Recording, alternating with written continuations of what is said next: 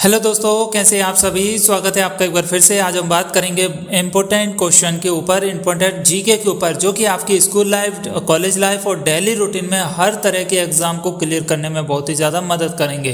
ये ऐसे सामान्य क्वेश्चन है जो कि आपके लिए इनके उत्तर पता होना ही चाहिए। तो चलिए, पहला प्रश्न है, भारत की राजधानी कहाँ है? भारत की राजधानी कहाँ है? ऑप्शन है A Mumbai, option B Delhi, option C Chennai, option D Kolkata. कहाँ है? जिसे पता है वो कमेंट कीजिए। तो इसका सही उत्तर है ऑप्शन बी दिल्ली। भारत की राजधानी दिल्ली को कहा जाता है। फिर इसके बाद में प्रश्न नंबर 2 है, ताजमहल किसने बनवाया था? क्या आपको पता है? जो कि बहुत ही फेमस इमारत है। ताजमहल किसने बनवाया था? बाबर ने, शाहजहां ने, अकबर ने या औरंगजेब ने? किसने बनाया था? यदि आपको पता है तो कमेंट कीजिए और इस वीडियो के कमेंट का जरूर कीजिएगा। आपको जिन सवालों के उत्तर पता है उनके में कमेंट कीजिएगा। उससे पता चलेगा आपका आईक्यू लेवल कितना हाई है और आप इंटेंसिटी कितना फोकस कर पा रहे हैं। तो सही उत्तर है ऑप्शन बी शाहजहां। देखिए, आपके लिए प्रश्न तो मिलेगा ताजमहल किसने बनवाया था। अब ऑप्शन जो सही है, जैसे शाहजहां, ये तो मिलेगा, लेकिन यहाँ पर जो एक्स्ट्रा 3 नाम है, बाबर, अकबर, औरंगजेब, ये चेंज हो सकते हैं या फिर ये ऊपर नीचे हो सकते हैं। तो आपको इससे कोई फर्क नहीं पड़ना चाहिए, सिर्फ इतना पता होना चाहिए ताजमहल किसने बनवाया था, शाहजहां ने। फिर नेक्स्ट प्रश्न आता है, पृथ्वी का सबसे बड़ा महाद्वीप कौन सा है? कौन सा है? एशिया है, यूरोप है, अफ्रीका है या ऑस्ट्रेलिया है? कौन सा है? तो इसका सही उत्तर है एशिया। पृथ्वी का सबसे बड़ा महाद्वीप एशिया है। फिर अगला प्रश्न आता है, जन गण मन के रचयिता कौन है? ये बहुत ही महत्वपूर्ण सवाल है, इसका उत्तर सबको पता होना चाहिए। यदि पता है तो कमेंट कीजिए जल्द से जल्द। जन गण मन के रचयिता कौन है? बंकिम चंद्र चटर्जी, रविंद्रनाथ टैगोर, महादेवी वर्मा या जयशंकर प्रसाद? कौन है? तो इसका सही उत्तर आता है रविंद्रनाथ टैगोर। जन गण मन के रचयिता रविंद्रनाथ टैगोर जी हैं। अगला प्रश्न आता है, गंगा नदी का उद्गम स्थल कहाँ है? गंगा नदी का उद्गम स्थल कहाँ है? गंगोत्री में, यमुनोत्री में, अमरकंटक में, बद्रीनाथ में? कहाँ स्थित है? इसका सही उत्तर है गंगोत्री में। गंगा नदी का उद्गम स्थल गंगोत्री को कहा जाता है। अगला प्रश्न आता है, पंचायत शब्द, कौन सा शब्द? पंचायत शब्द किस भाषा से लिया गया है? पहला ऑप्शन है हिंदी, दूसरा संस्कृत, तीसरा फारसी, चौथा अरबी। कौन सा सही उत्तर है? तो इसका सही उत्तर आता है संस्कृत।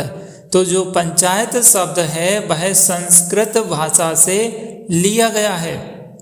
अगला प्रश्न आता है, भारतीय संविधान में कितने अनुच्छेद है?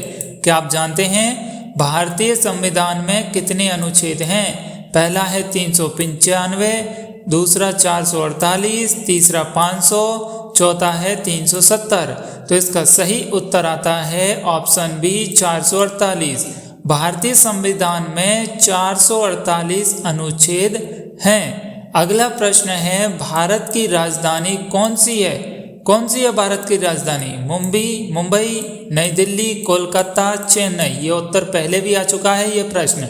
यदि आपको बिल्कुल याद हो चुका है तो जल्द से जल्द इस प्रश्न का उत्तर दीजिए। ये हमने फिर से क्रॉस चेक करने के लिए आपके लिए ये प्रश्न को लेकर आए हैं, ताकि आप बता सकें और हमें भी पता चल सके कि आपका आईक्यू लेवल कितना सॉलिड है। आपको ये प्रश्नों के उत्तर याद हो भी रहे हैं या नहीं? तो जल्दी से कमेंट कर दीजिए दोस्तों।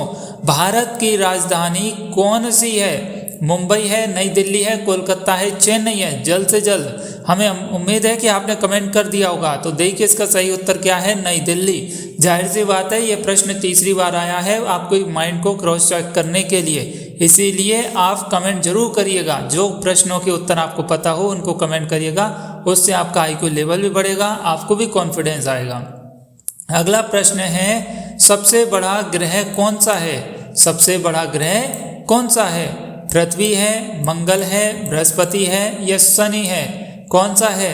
तो इसका सही उत्तर आता है बृहस्पति। तो जो देवगुरु बृहस्पति ग्रह है वह सबसे बड़ा ग्रह है और यह ग्रह हमारा पृथ्वी जैसे बड़े ग्रहों में से एक ग्रह माना जाता है और ये देवताओं के गुरु देवगुरु बृहस्पति हैं। अगला प्रश्न आता है स्वतंत्र भारत के किसके स्वतंत्र भारत के पहले राष्ट्रपति कौन थे? तो जो भारत हमारा स्वतंत्र था तो उसके पहले राष्ट्रपति कौन थे? जवाहरलाल नेहरू जी, डॉक्टर राजेंद्र प्रसाद जी, सरदार पटेल जी या डॉक्टर सर्वपल्ली राधाकृष्ण जी, कौन थे? तो इसका सही उत्तर है डॉक्टर राजेंद्र प्रसाद जी स्वतंत्र भारत के पहले राष्ट्रपति थे। अगला प्रश्न आता है माउंट एवरेस्ट की ऊंचाई कितनी है? कितनी है जल्दी बताओ। माउंट एवरेस्ट की ऊंचाई कितनी है? 8,848 मीटर, 7,500 मीटर या 9,200 मीटर या 8,200 मीटर, कितनी है? इसका सही उत्तर है 8,848 मीटर। माउंट एवरेस्ट की ऊंचाई 8,848 मीटर है। अगला प्रश्न है जय जवान जय किसान, ये नारा बहुत सुना होगा स्कूल लाइफ में और 15 अगस्त और 26 जनवरी पर तो इस नारे के साथ पूरा मार्केट गूंज उठता है, जय जवान जय किसान। तो दोस्तों जय जवान जय किसान का नारा किसने दिया था? आप जानते हैं नेहरू जी ने दिया था, लाल बहादुर शास्त्री जी ने दिया था या महात्मा गांधी जी ने या भगत सिंह ने, किसने दिया था जय जवान जय किसान? किसने कहा था सबसे पहले? तो ये लाल बहादुर शास्त्री जी ने कहा था जय जवान जय किसान, ये नारा इन्होंने दिया था।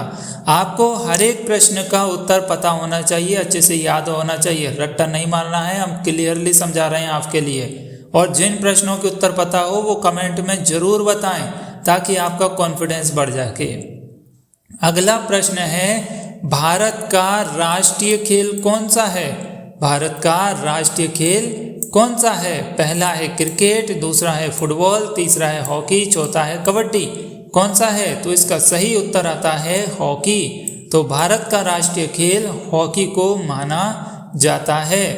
अगला प्रश्न है कंप्यूटर का पिता किसका? कंप्यूटर का पिता किसे कहा जाता है? किसे कहा जाता है कंप्यूटर का पिता? जिसने कंप्यूटर को बनाया, चार्ल्स बेबेज ने या बिल गेट्स को या एलन ट्यूरिंग को या स्टीव जॉब्स को, किसे कहा जाता है कंप्यूटर का पिता? तो इसका सही उत्तर है चार्ल्स बेबेज को। तो चार्ल्स बेबेज को कंप्यूटर का पिता कहा जाता है, इन्होंने कंप्यूटर की रचना की। अब इसके बाद में अगला प्रश्न आता है रामायण किसके द्वारा लिखी गई? जो रामचरितमानस है वह किसके द्वारा लिखी गई?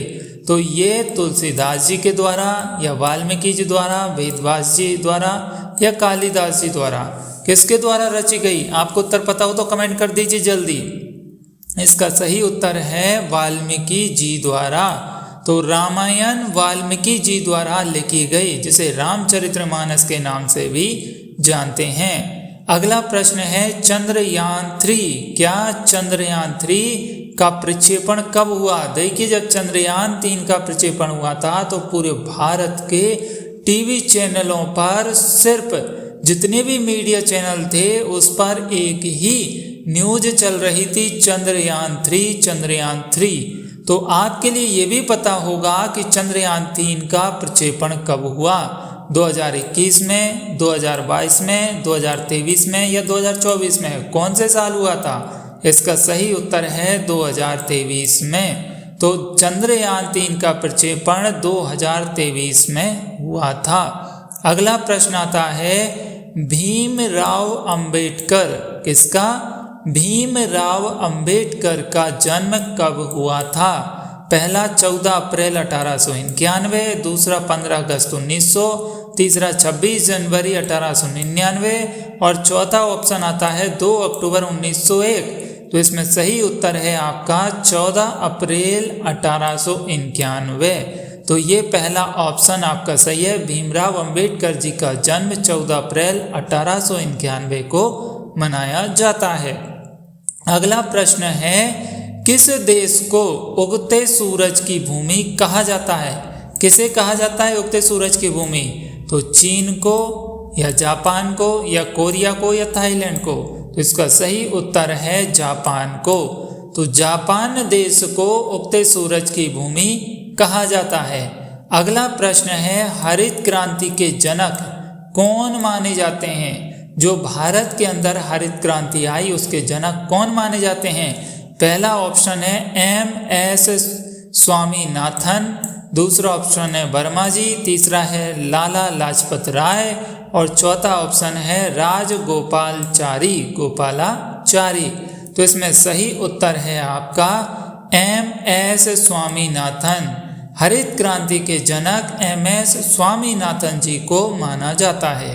तो दोस्तों इस प्रकार हमने यहाँ पर महत्वपूर्ण जीके के बारे में विस्तार से समझा। ये ऐसे जीके हैं जो कि सामान्य तौर पर सबको पता होना चाहिए इनके बारे में, इनके सही उत्तर क्या हैं। जब आप बड़े होंगे तो आपके बच्चे भी आपसे पूछेंगे, यदि आप बच्चे हैं तो स्कूल लाइफ में ज़्यादा काम में आएंगे, कॉलेज में हैं तो कॉलेज में भी आएंगे, और आप किसी भी परीक्षा की तैयारी कर रहे हो तो ये प्रश्न आपको अति महत्वपूर्ण लगने वाले हैं। इसी तरह के और भी महत्वपूर्ण प्रश्नों को समझने के लिए, जानने के लिए आप हमारे चैनल को सब्सक्राइब कीजिए, बेल आइकन प्रेस कीजिए। जिन सवालों के जवाब पता है उनको कमेंट कीजिए।